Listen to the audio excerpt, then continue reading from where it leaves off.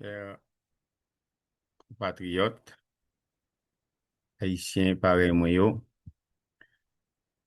africains, afro-descendants pareil moi yo, on nous fait un petit parler à des jeudi a, nous pral parler élection, sélection, puisque c'est la mode.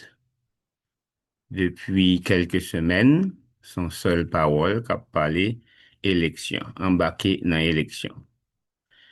Donc, tout le monde connaît très clairement, conditions yo pas réunies pour une élection journée aujourd'hui en Haïti. Particulièrement, insécurité. Un pays qui pratiquement occupé, gen des zones dans le pays qui est impraticable, comment nous fait pour aller en élection. Par contre, comme blanc apparaît l'idée déclarée élection, théorie de la dépendance, gouvernement embarqué dans l'élection. Donc, dans une situation comme ça, qui s'appelle pas ici en tas de fait? Puisque nous clés à boire une sélection, boycotter l'élection, si nous boycotter, ça pourrait le passer. On nous fait un petit rappel historique. Nous songeons élection Leslie Maniga, après élection Goug que CNG a organisé. Yo pas de vrai Goug. Parce que yo dit Goug, trois à gauche, si Goug monte. Donc, c'est la gauche qui prend le pouvoir. Donc, yo pas, yo décidé boycotter élection Goug là, qui ça yo fait? Yo fait un massacre réel vaillant, élection fermée. Et puis, Maninga, quelques mois après, yo pral décréter élection, sélection Leslie Maninga. Majorité parti politique à l'époque, majorité personnalité politique, yo dit non, yo pas participer à l'élection. Li fait quand même. Sélection en fait, Maniga président. Deuxième rappel historique, si nous rappelons une deuxième élection Jean-Bertrand Aristide, une équipe parti politique, une équipe organisation politique qui était décidé que yo pas participer dans l'élection, hein, parce que yo dit conditions pas réunies. Élection faite quand même, titre de président. Donc, ça veut dire que, option ça, c'est les gens pour le marché, faut à gagner des organisations solides, des forces politiques solides qui te ka vraiment bloquer l'élection, hein, conditions ça n'est pas réunies. Donc, deuxième option qui gagne, hein, donc, c'est pour aller à l'élection. Donc, si pour aller à l'élection, nous déjà parti perdant. Pourtant, nous avons zèle candidat quand même nan men nous ka kembe. Qui est candidat lié? N'a vini sou li. On nous gade. Option élection Google là. Gérard Google te populaire. Il te gen moun del, mais il fait massacre là quand même. Ça veut dire que populaire pas encore suffisant pour nous empêcher une élection faite. Donc populaire pas un zèle datou. N'a pas dans le dato en attendant, puisque nous pas qu'à boycotter l'élection. Donc, nous comme quoi obligés pour nous participer là-dedans. Donc, si pour nous participer là-dedans, qui premier ça moi-même t'a conseillé, qui critère pour nous t'apprendre pour nous aller participer dans l'élection ça? Gen un pile discussion sur pile réseaux sociaux, dans médias yo, qu'a parlé de éducation. Faut moun éduquer, etc. Faut nous faire choix yo en fonction des moun qui éduqués. Historiquement, il y a des moun qui éduqués dans l'histoire Haïti qui fait payer autant de mal que moun qui pas éduqués. Rappelez-nous bien, il y a un certain docteur, un PhD, ouais, qui était ancien ministre des Affaires étrangères, qui était ancien premier ministre, soit regarder seulement costume se mettait sous lui, les pichets passaient peut-être l'argent, deux, trois employés mettent ensemble touché pendant toute une année. Côté le joindre l'argent ça, pour deux, trois jours, il était fait pour le ministre là, avec deux, trois jours, il était fait et ministre Affaires étrangères. Donc, ça veut dire que critère éducation, c'est pas nécessairement ces critères qui sont importants. Donc, dans la conjoncture journée aujourd'hui, moi-même, je pensais, faut que nous t'a regardé deux critères spéciaux. Une, c'est moun corrompu en face moun honnête.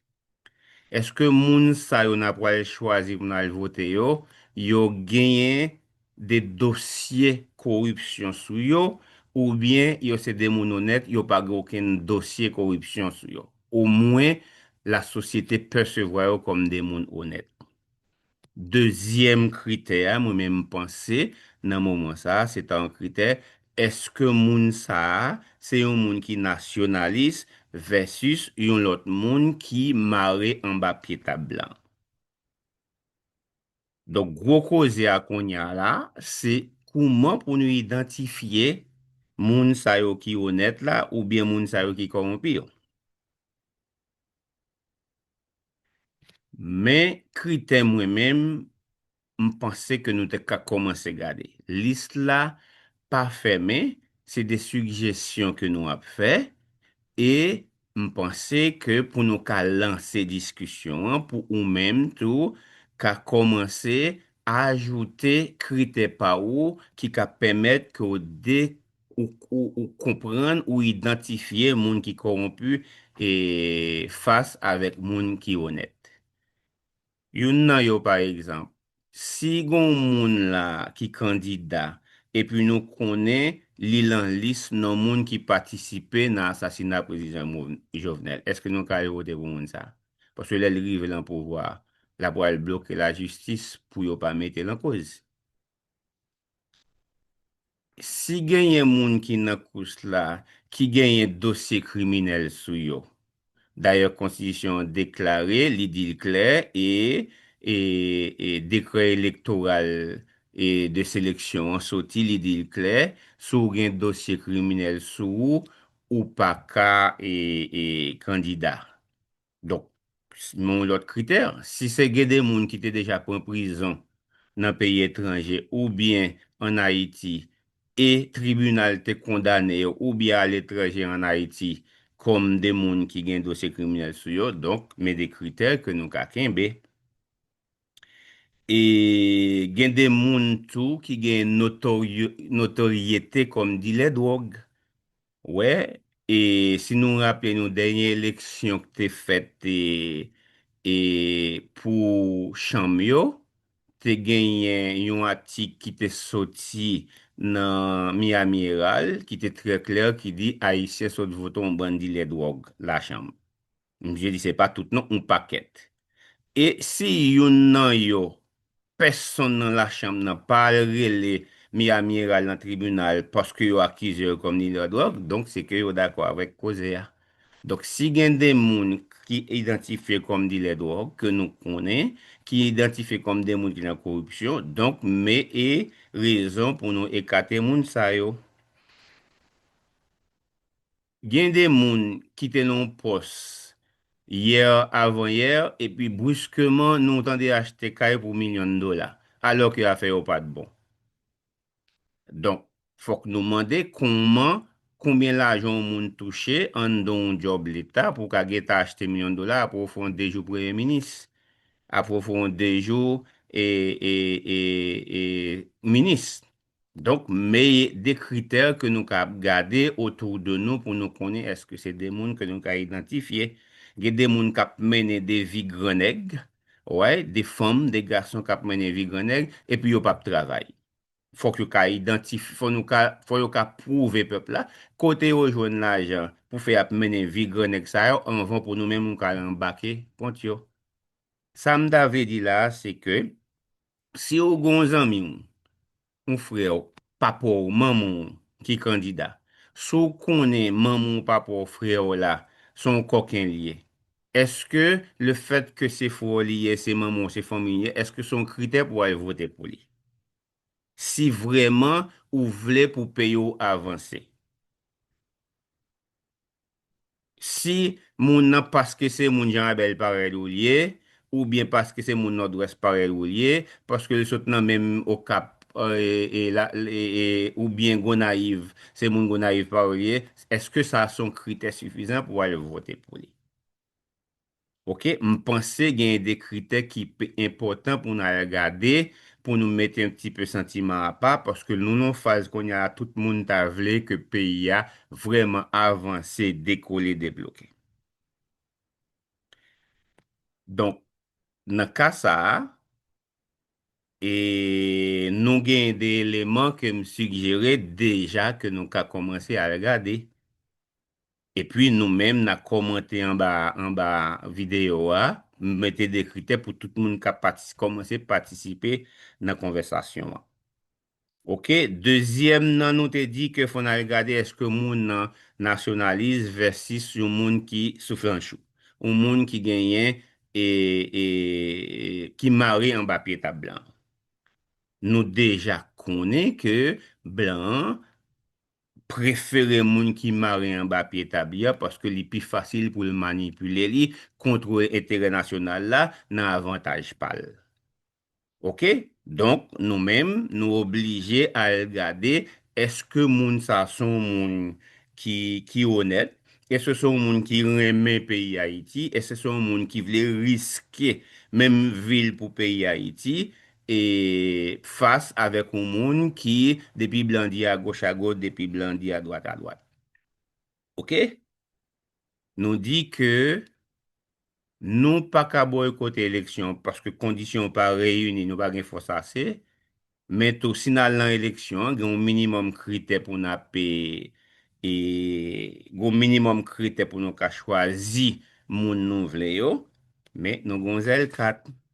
Nou di ke zel kat gougla pa sufizan, paske sou moun nan popüler, pa seulement popüler, li pa sufizan pou ou empèche yo bon kou de la. Paske ambasade Ameriken, li gen tan gen moun pal deja.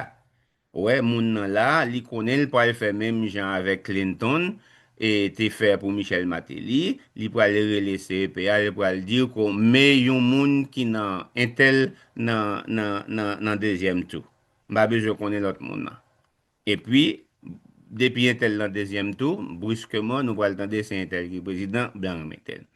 Donk ki atou nou genyen? Son sel zel kat nou genyen, se zel kat 1990 la.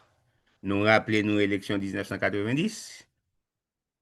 Populasyon pran la, oui. Blan te genyen moun pali, Monsieur Bazin, Marc Bazin, klerman tout moun kone se kandida Ameriken, et puis, bruskeman, pepl la pran la rue. Pepl la pran telman la rue, la vala seman, pepl la telman pran la rue en kantite, dok finalman, yo pa ka, si yo fon ti masak, Riel Vaillant, sa pa suffizant pou yo empèche eleksyon, trop moun. Dok sel zel kat yo te rete ya, e se zel pou prezident Carter vini, rele Aristide da kote, di Aristide, a mon chè ou konen di pepla, se pa ou gen eleksyon, se bazen gen. Men, kat datwa, kom literan men pepla, populasyon te mobilize, sak pase. Blan, ramase ti valizi, pliye ke li mette an bazel li wotounen la ka li.